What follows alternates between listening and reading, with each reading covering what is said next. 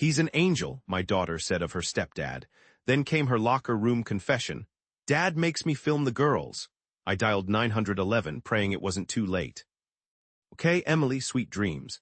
I let out a silent sigh as I gave my daughter a goodnight kiss. It's been a year since my divorce, and those child support checks from my ex are always showing up late.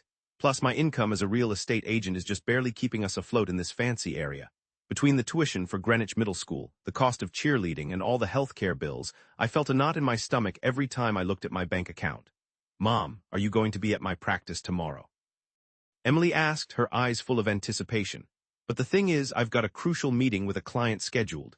If I could close the deal on that fancy house, it would make things a little easier financially this month." "I'm so sorry, Emily. I already have a really important client appointment planned for tomorrow." Seeing my daughter's expression fall, my heart actually hurt. I felt awful, feeling like I'd become this workaholic mother ever since the divorce, and that's when I met him. Stephen Mitchell was a potential buyer for one of the most high-end properties I was listing. Right from the start, I was drawn to how kind he was, plus his intelligence. His job as an executive in an IT firm just seemed to indicate his honesty. "Mrs. Walker, I understand you have a child," Stephen mentioned with sincere friendliness during one of the property tour. "Yes, I have a daughter who's 10 years old," he said. "Actually, I adore kids.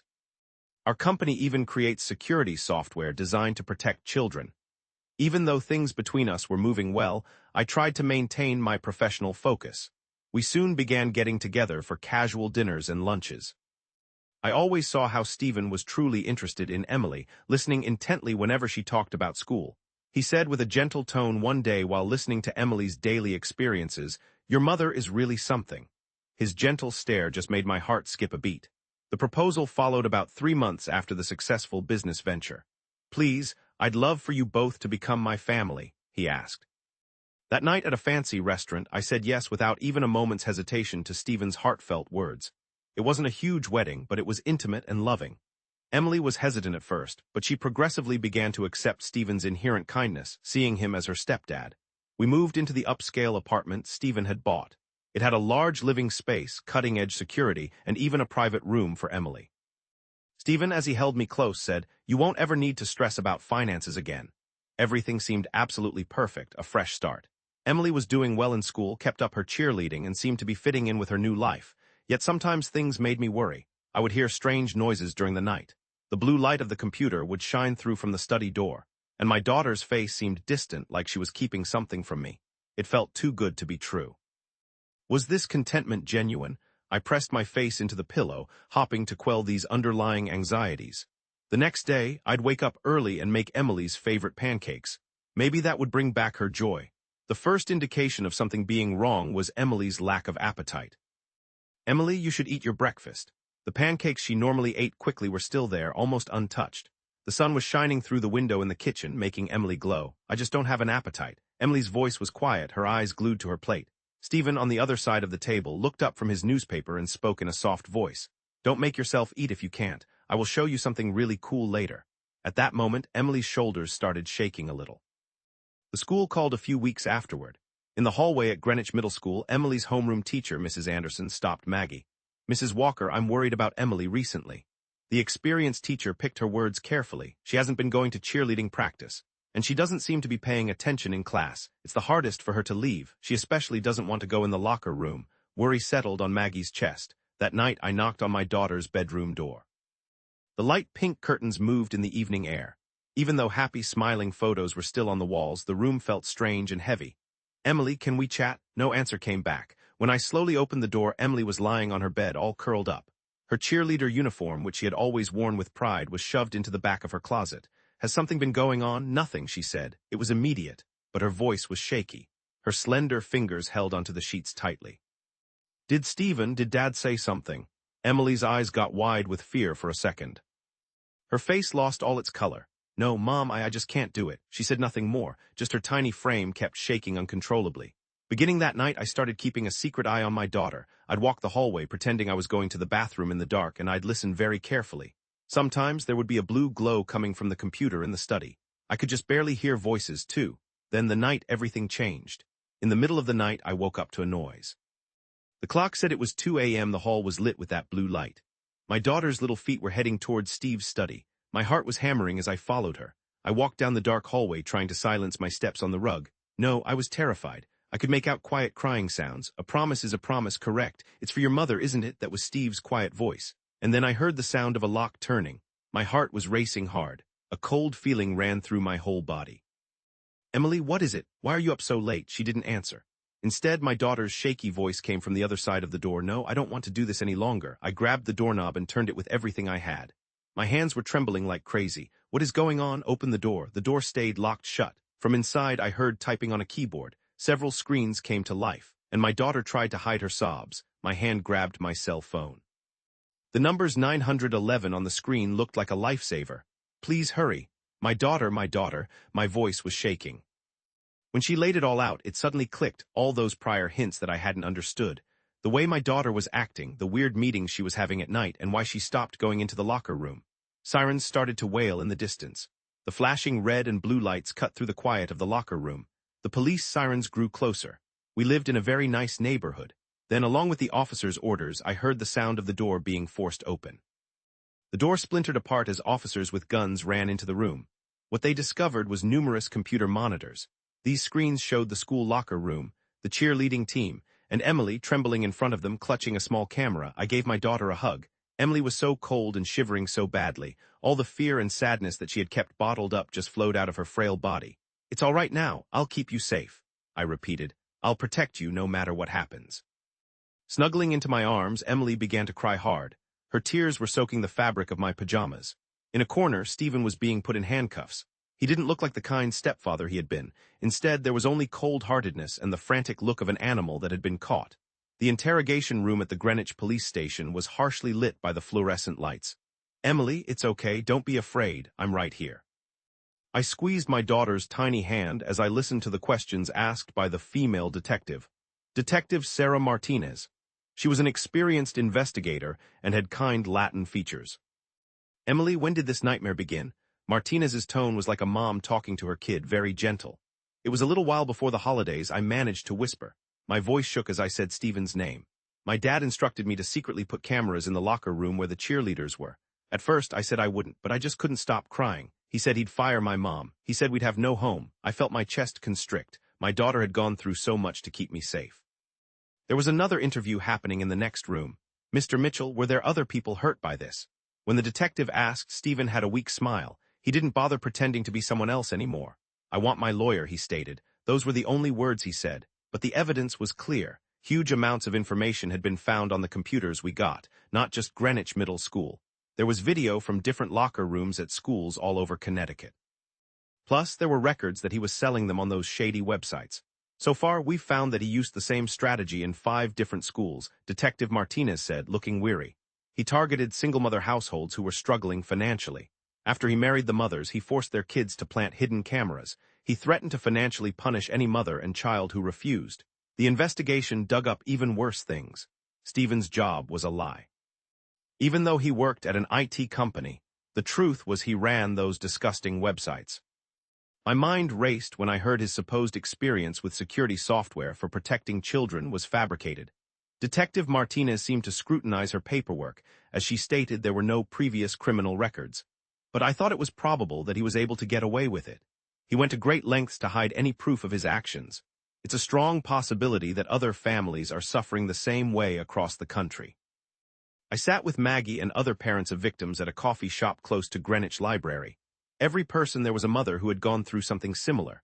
Financial issues were something we all knew, though I didn't pick up on the signs of my daughter's anxiety. Maggie did, though. She listened closely to each story, giving a small nod of acknowledgement. It's simple to start feeling responsible, but at that moment, we knew we had to focus on moving ahead. We decided to all be present during the trial. Everyone felt that was the right thing to do, just like Maggie proposed. The investigation continued onward. Crucial pieces of evidence also came to light after the police searched Stephen's office. His coworkers at the IT company were completely flabbergasted to learn the real person he was. We were told from investigation headquarters that Mr. Mitchell may have utilized the company's systems. The cybercrime unit took part in the investigation. Emily started going to see a therapist. You weren't to blame. She slowly started to believe what the counselor was telling her. But getting past trauma is hard. She's often roused from sleep by nightmares. Maggie often spent the night in her daughter's room during those times. Greenwich Middle School assured us of their complete cooperation. Mrs. Walker is ready to give us anything they can as a school. The principal conveyed deep remorse and a strong feeling of resolve in her statement. I saw protective steps being put into place, one right after another. Emily, please return to the cheerleading team. The others are anticipating your comeback. Emily gave a small acknowledgement to what the advisor was saying. I kept examining the proof, and it kept showing me disturbing things. Stephen had done a lot of planning before targeting the mothers and their kids. He chose a fancy area in Greenwich, figuring that the luxurious surroundings would be a great way to conceal what he was up to. And here's the most awful part. He had secretly filmed everything from the day they got married. He kept capturing footage of them pretending to be this happy family, almost like it was a performance. How many more kids would he have targeted? Maggie asked in a shaky voice, looking at the proof. Detective Martinez just nodded without saying anything. A week following all of this, Maggie took a deep breath and opened the newspaper. The headline on the front page read, "Tech Executive Apprehended in a Voyeurism Case at Greenwich Middle School." The name of her daughter's school was right there. Though the article correctly presented the events, it didn't go into the nitty-gritty details because they were trying to protect the young victims involved. Still, everyone in that expensive neighborhood had their own ideas, and their imaginations definitely filled in all the blanks. That's their daughter. They had such a beautiful home, too. Didn't the mom notice? The stares followed them everywhere, at the Whole Foods in the Bruce Park. Even if those stares weren't intentionally mean, the mother noticed. The eyes followed them both, wherever they went. I felt the pain just made things worse for my mom and Emily. She started saying no to school. "Mom, I can't go to school," she'd tell me. In the middle of the morning, she'd take off her uniform and cry, begging me to let her stay home. Greenwich Middle School was trying to do everything they could to help. They tried to keep everything private, kept the media out, and gave even more counseling. But even with that, the gossip never ended. "Mrs. Walker, we know Emily's still not coming to school." I had to meet with the vice principal. Even though he didn't come right out and say it, I knew he was telling me the same thing. If she didn't come, it would affect her chances of going to the next grade. We were also getting some help.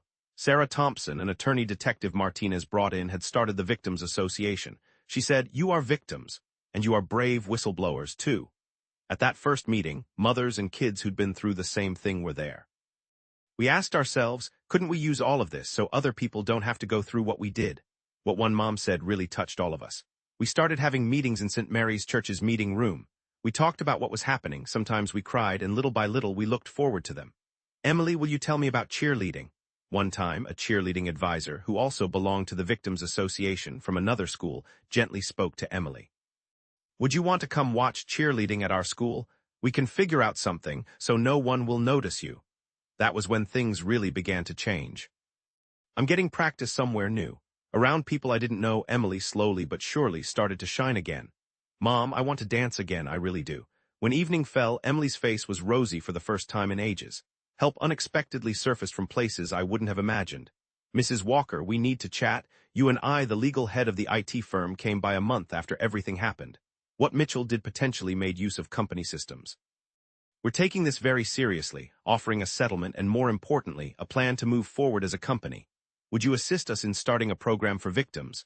The business was going to support those impacted by online crimes, particularly kids and their relatives. They hoped to draw on Maggie's background in crime prevention teaching. Yet things didn't always go well. When the case went to court, new problems appeared. The person on trial expertly played with the victim's mind. The initial statement from the lawyer. As the facts of the case were presented in court, the hurts of the past were resurfacing. "Didn't you ask for this?" Stephen's attorney pressed her hard during questioning. Emily shook as she stood there but spoke back with resolve. "No, I didn't. I was, but I needed to protect Mom." When she said that, everyone in the courtroom grew quiet. While the trial wasn't in session, Mom and I looked for a new life.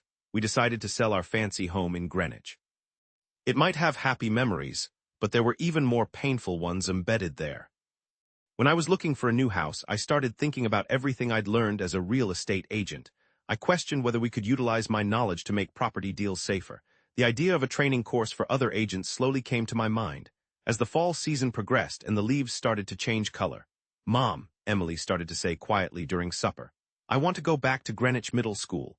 Her eyes weren't uncertain any longer. "The cheerleaders are waiting." And even though she fumbled a bit with her words, she kept going.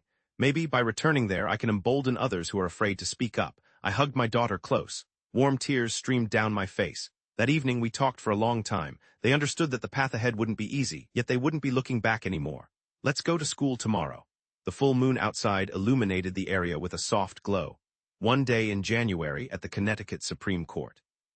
Defendant Stephen Mitchell, I sentence you to 2 decades in prison. As the judge's words resounded throughout the courtroom, a soft sound of relief was heard from those watching. Also, I am ordering that 80% of the accused's assets be given to the victims. Stephen didn't show any emotions the entire time. Only then did the carefully crafted image of the perfect stepfather disappear completely, revealing only cold anger in his eyes. It's done now. On the car ride home, I clenched the steering wheel hard. Next to me, Emily was quietly looking out the window. But this wasn't the finish. A week after the court decision, some really unexpected news popped up. Detective Martinez called me. I was told Mitchell was also indicted in Ohio. Multiple victims with similar techniques were now confirmed. Pennsylvania's investigation was also moving forward. We still didn't know how widespread the devastation was. Simultaneously, Greenwich was undergoing some noticeable transformations. Greenwich Middle School totally revamped its security. They put very strict rules on where they could put surveillance cameras. Also, they restricted who could visit, and most importantly, they started a new plan that centered on taking care of the students' mental health. We'd all become wiser because of Mrs. Walker's situation. The principal spoke frankly to parents at the start of term meeting. The most important thing is that the kids are safe. Just like she promised, you could see the changes they were making. They installed updated security systems in the locker rooms, with staff constantly guarding the doors. They even changed the times for cheerleading practice, meaning multiple teachers had to be there. So great to have you back, Emily. The cheerleaders were happy to have Emily rejoin them. We'd all been waiting. A really emotional reunion. The awkwardness that existed before was gone. Maggie's life also began to change in a big way. The victim support program, which started alongside the IT company, got way more interest than they expected. After hearing your story, ma'am, I finally found the courage to tell my own. The voice on the phone was shaking. People who had gone through similar abuse but had kept it secret kept getting in touch. I don't want all of this to be for nothing. The Victims Association finally got the official nonprofit status. Safe Family Network, the title really showed how much they wanted to shield families. They did a lot of different things, too, helping out single-parent homes when they were struggling financially. They created safety rules for when you were buying or selling real estate. They also had training for people who worked at schools. Most importantly, they provided emotional support for those who had been hurt. You aren't to blame, you know. Every single day in the counseling room, someone's tears transform into someone else's strength. The Grenoverns' fancy house got bought by another family.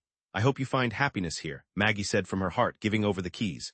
The mom and daughter's new place was in a calm neighborhood a little ways away. It was a comfy little house with those classic white fences all around. There was even a little garden out back. Mom, can I plant some sunflowers? Emily asked, all excited about the springtime. Definitely. As I was working in the garden, I realized that while sad things never really vanish completely, we do find the strength to get through it. Every Sunday, my daughter and I went to Mass at St. Mary's. The pastor's words, which said that God doesn't just give us hardships, but also the ability to face them, truly resonated with us. In the spring of 2025, Emily was up on stage at the Greenwich Middle School graduation. We can change our fear into bravery. The audience fell silent as Emily, their student representative, spoke those words. And that bravery will definitely light someone else's way. After the celebration, my mom and I posed for a picture next to the sunflowers we just put in the ground. Those yellow blooms, facing upward toward the heavens, almost felt like emblems of optimism to me. We're going to be all right, aren't we, Mom? Absolutely, she reassured me. A soft wind was gently blowing, tangling our hair a bit. The phone at the Safe Family Network is ringing yet again today. I know that call likely holds a blend of somebody's fear and somebody's anticipation. Maggie answers the call. Hello, Safe Family Network. How can I help you sort through your worries? I say. A heavy sigh comes through on the other side of the line. Hearing that voice, I make a promise to myself. I'm determined to make this thing into something good for somebody else, and to understand that this area will somehow never suffer this kind of sorrow again. Through the window, I could see those sunflowers moving back and forth with the breeze of a fresh new season.